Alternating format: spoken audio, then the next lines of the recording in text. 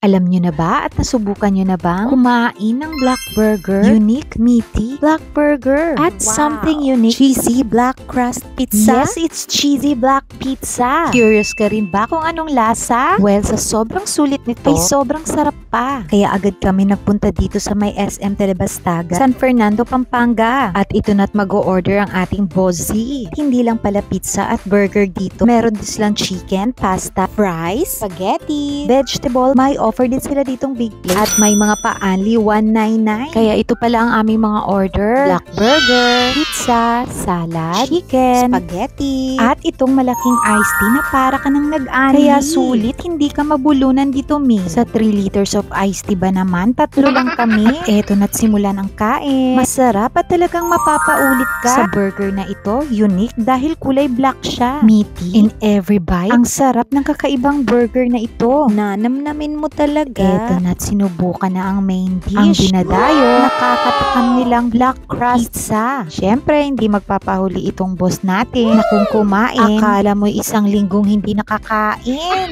Unang kagat, sarap. Siyempre, hindi makakaligtas ang paborito niyang spaghetti. Lalamon ka talaga dito, mi. Lamon! Pasok sa panlasa ng mga kids. Sulit, diba? Kakaibang burger at pizza, black crust pizza. Tanong ko sa'yo,